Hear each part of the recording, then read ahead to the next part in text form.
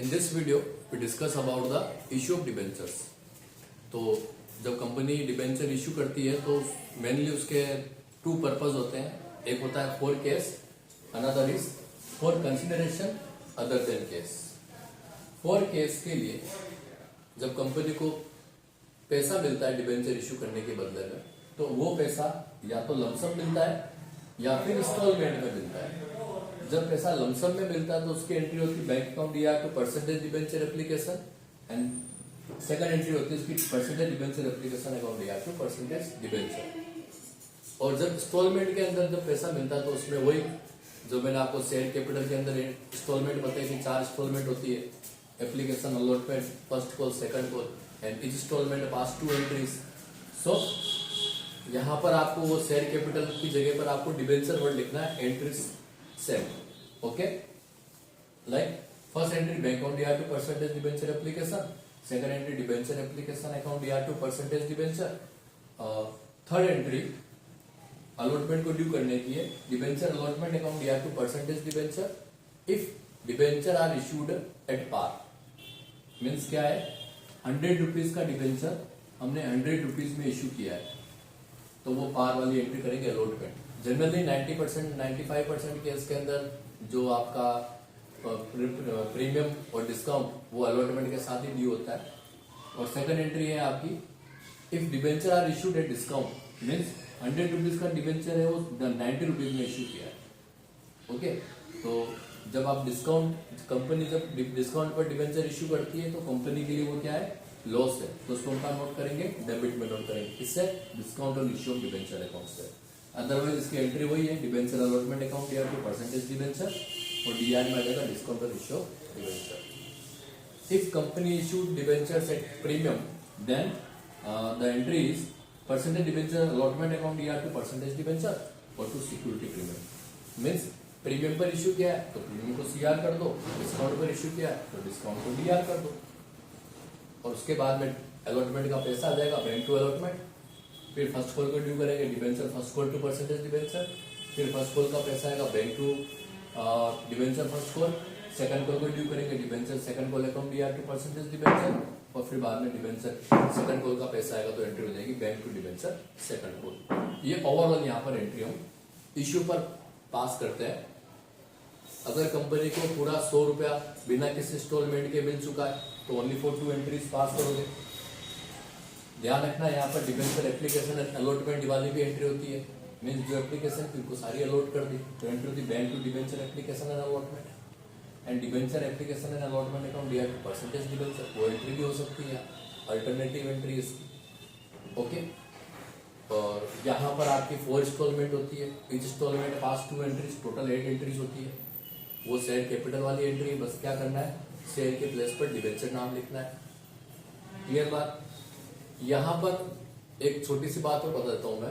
Debenture जब issue होता है तो उसमें ओवर सब्सक्रिप्शन भी होता है, और ओवर सब्सक्रिप्शन के अंदर वही ट्रीटमेंट है, या तो उसको रिजेक्ट कर दो एक्सेस एप्लीकेशंस को डिबेंचर्स की, या फिर उसको प्रोराटा अलॉटमेंट कर दो, या फिर बोथ. तो यहाँ पर भी आपको एंट्री वही पास करनी. रिजेक्ट की एंट्री हो जाएगी debenture application to bank, pro rata allot करो तो डिबेंचर एप्लीकेशन अकाउंट या टू डिबेंचर अलॉटमेंट, एप्लीकेशन का पैसा अलॉटमेंट में चला जाएगा. और रिजेक्ट और रिफंड कर बोथ कंडीशन अगर अप्लाई कर रहे हैं तो हम क्या करेंगे, दोनों एंट्री पास कर देंगे. तो ओवर सब्सक्रिप्शन का ट्रीटमेंट आपका वैसे ही जैसा मैंने प्रीवियस वीडियो में या फिर हमने शेयर कैपिटल में जो डिस्कस किया था वैसे ही आपको एडजस्टमेंट टेबल बना करके एंट्री पास करनी है इसकी. ओके, शेयर के प्लेस पर डिबेंचर लिखना है. अब हम बात करते हैं second portion, very very most important for your exam, consideration under दिन केस. इजी भी है और एग्जाम में आने वाला इंपॉर्टेंट भी है. तो मैं इन एंट्री को एक्सप्लेन करके फिर मैं आपको इसके 1-2 क्वेश्चन बता दूंगा इसके, ताकि आपका टॉपिक अच्छे से क्लियर हो जाएगा. If company purchase any asset then pass the entry asset account या टू वेंडर. और फिर हम वेंडर को क्या करते हैं, पैसा ना देकर के उसको डिबेंचर इशू करते हैं या शेयर इशू करते हैं. तो एंट्री क्या हो जाएगी, वेंडर अकाउंट या to percentage debenture if debenture are issued at par. अगर वो 100 रुपए का डिबेंचर 100 में किया है तो ये एंट्री करेंगे. अगर हमने डिबेंचर इशू किया है, डिबेंचर हमने इशू किया है डिस्काउंट पर तो वही एंट्री हो जाएगी, वेंडर अकाउंट दिया, discount vendor account debit, discount on issued debenture account दिया to percentage debenture. If debenture issued at premium then entry is vendor account दिया to percentage debenture to security premium. Means total 2 entry हो रही है, asset to vendor और vendor to percentage debenture.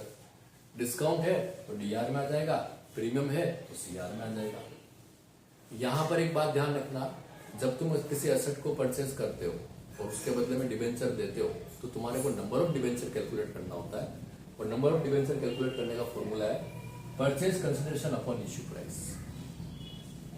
ये है इसका theoretical entries. अब मैं तुम्हें इसके कुछ क्वेश्चंस, 2-3 क्वेश्चन इसके मैं एक्सप्लेन कर देता हूं तो तुम्हारा टॉपिक अच्छे से क्लियर हो जाएगा. मैं मैक्सिमम तुम्हारे से 5 से 7 मिनट लूंगा और ये टॉपिक तुम्हारा अच्छे से क्लियर हो जाएगा विद एग्जांपल. जैसे एग्जांपल है ये RS limited purchase building costing 4,05,000.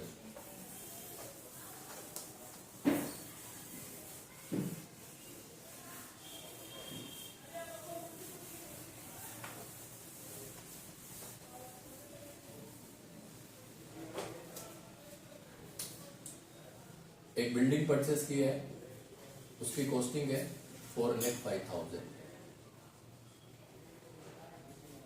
और it was agreed that the purchase consideration to be paid by issue of 12% debenture of 100 rupees each. Okay, 12% debenture issue किया.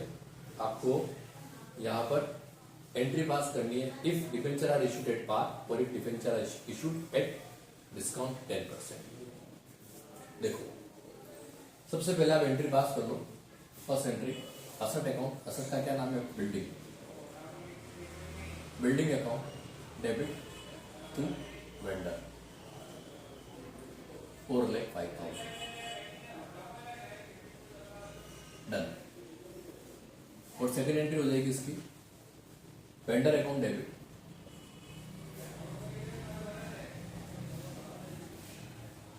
अगर आपने इस डिबेंचर को पार पर इश्यू किया है तो परसेंटेज कितना परसेंटेज है? 12% डिबेंचर. नंबर ऑफ डिबेंचर कितने हो रहे हैं इसके? Number of debenture equal to purchase consideration कितना रुपए देना है? 4,05,000 और इश्यू प्राइस कितना है? एट पार का मतलब 100 रुपए का डिबेंचर, 100 रुपए उसके डिबेंचर की प्राइस रखनी है. तो इश्यू प्राइस कितना है? 100. तो ओवरऑल कितना हमने डिबेंचर यहाँ पर इश्यू किया है? 4,050.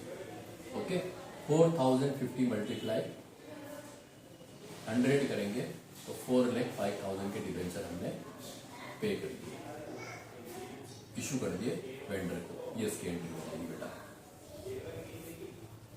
अगर यार इस क्वेश्चन में बोला है कि इफ डिबेंचर इश्यू 10% डिस्काउंट तो क्या एंट्री करोगे आप? सेकंड एंट्री होगी इसकी. अगर आपने 10% डिस्काउंट पर किया है, वेंडर अकाउंट दिया,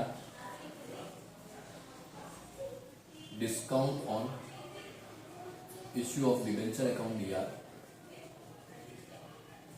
टू 12% डिबेंचर. ओके, अब ये नंबर ऑफ डिबेंचर वाला फॉर्मूला यहां पर इंपोर्टेंट काम आता है. कैसे आता है? देखो, परचेज कंसिडरेशन कितना भाई?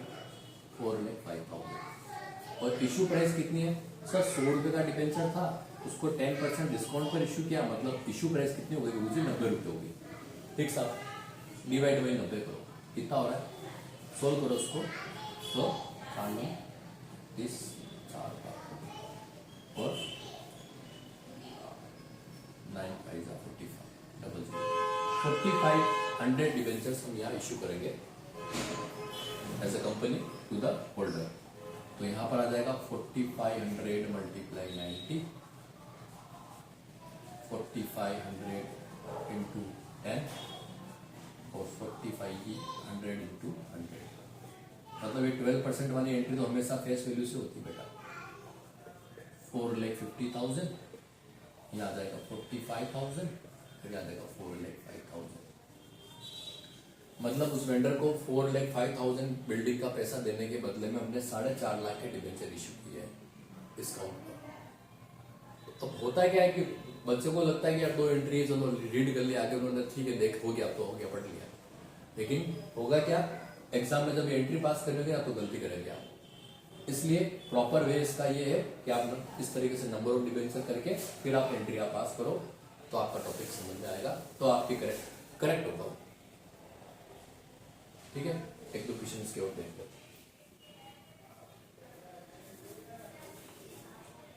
स्क्रीनशॉट लेना तो ले लीजिए इसका।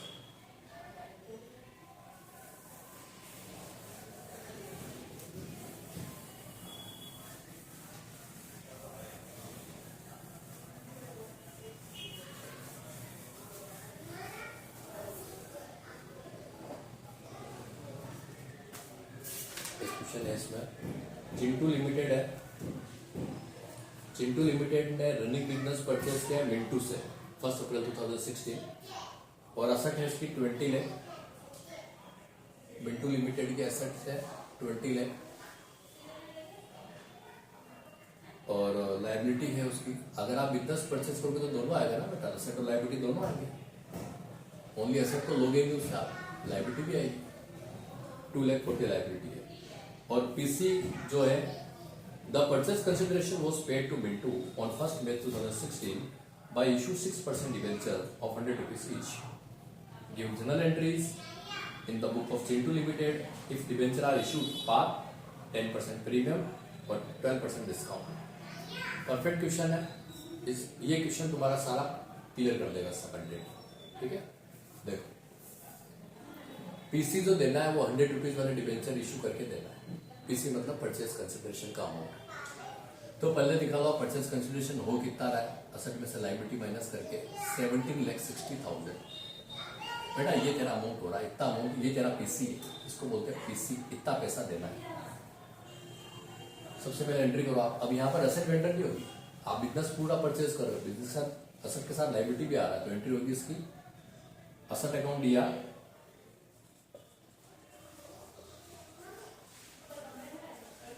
To liability. असेट हमेशा डीआर होती है, लायबिलिटी हमेशा सीआर होती है। टू वेंडर, वेंडर कौन है यहाँ पर, बेचने किसने बेचा था, ये मिंटू लिमिटेड। किसको बेचा था, चिंटू लिमिटेड। यहाँ कितना है 20 लाख, यहाँ कितना है 240 और अमाउंट कितना जाएगा 760। ये अमाउंट आ गया। अब आपको ये मिंटू लिमिटेड को डिबेंचर इशू करने 17,60,000 के। तो आप अगर ये डिबेंचर आप इशू करते हो आर पर, तो नंबर ऑफ डिबेंचर कितने हो जाएंगे, एंट्री कर जाएगी इसकी Mintu limited account debit to 6% debenture और इसका पीसी कितना बेटा 17,60,000। इशू प्राइस कितनी है 100 रुपीज।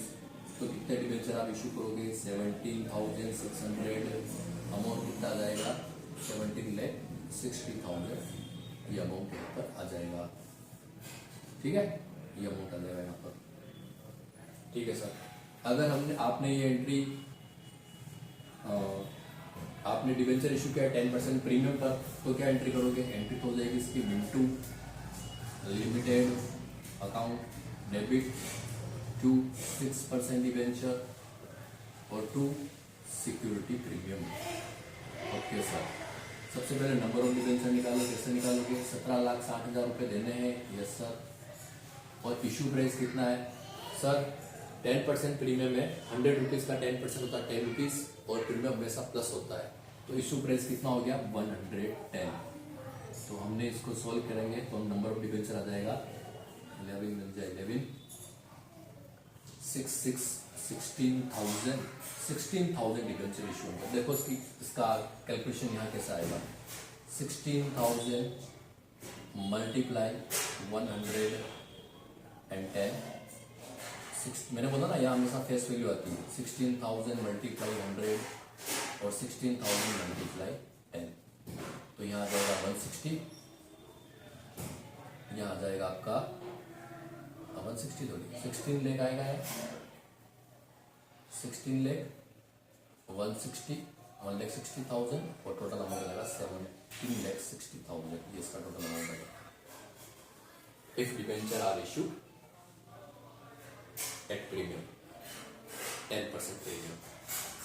तो मैंने कैसे किया, डिबेंचर का नंबर निकाल करके फिर मैं एंट्री पास कर पाया, अमाउंट करेक्ट कर पाया मेरा, है ना। अब हम बात करते हैं डिस्काउंट वाली एंट्री। तो डिस्काउंट वाली एंट्री के लिए थोड़ा सा स्पेस चाहिएगा हमें।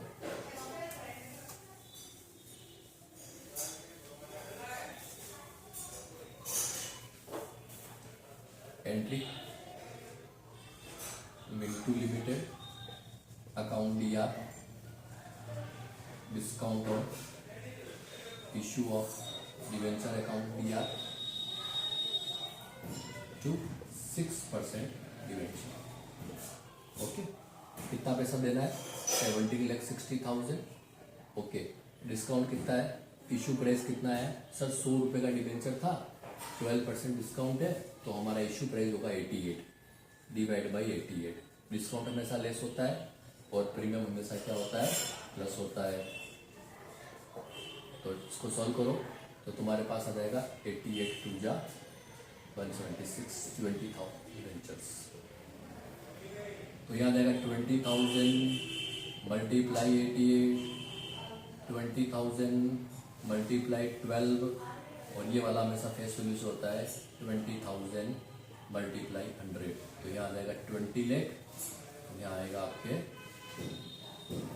12 है ना, ये यहाँ आ जाएगा 17 लाख 60,000 और 2,40,000। ये बेटा ये एंट्री में आराम से आप इसको स्क्रीनशॉट लेकर के फिर से समझ लेना वीडियो को देख करके। यहां से आपका ये टॉपिक तीनों ही कंडीशन मैंने क्लियर कर दी है। यहाँ पर इसमें मैं आपको एक 2 मिनट की बात और बता देता हूं। कंसिडरेशन अदर देन केस में बहुत बार क्या होता है कि पीसी अमाउंट गिवन होता है, क्वेश्चन के अंदर PC amount is given. Okay, तो डेबिट में अगर पैसा कम पड़ता है ना तो वहां पर हम गुडविल लिखते हैं, और अगर सीआर में पैसा कम पड़ता है ना, सीआर साइड में कम आता है, वहां लिखते हैं कैपिटल रिजर्व। ये ध्यान रखना, if the PC amount is given. यहां तो मैंने पीसी अमाउंट कैलकुलेट किया है, कैसे किया है, असेट में से लायबिलिटी माइनस करके, और उस पीसी अमाउंट को मैंने पेड किया है। बट समटाइम ऐसा होता है कि वहां पर पीसी अमाउंट ऑलरेडी गिवन होता है, 20 लाख देना था, 60 है, लेकिन दे रखा है क्वेश्चन में 20 लाख पीसी। अब वहां जो डिफरेंस अमाउंट आता है वो आपका गुडविल और कैपिटल रिजर्व आता है। आई होप आपको मेरी बात समझ में आ चुकी है, और कुछ डाउट है तो आप बताइएगा। नेक्स्ट वीडियो के अंदर हम इसके रिमेनिंग टॉपिक, फॉर एग्जांपल हमारा टॉपिक क्या है, इसके बाद एक कोलेटरल सिक्योरिटी है, और उसके बाद में कोलेटरल सिक्योरिटी के बाद आपका terms of issue of debentures, terms different 6 terms है, और इंटरेस्ट ऑन डिबेंचर, और loss, return of loss of issue of debentures. 4 topic remaining है, तो 1 बाय 1 करके मैं छोटे छोटे वीडियो बना करके उनको भी क्लियर कर दूंगा। Thank you.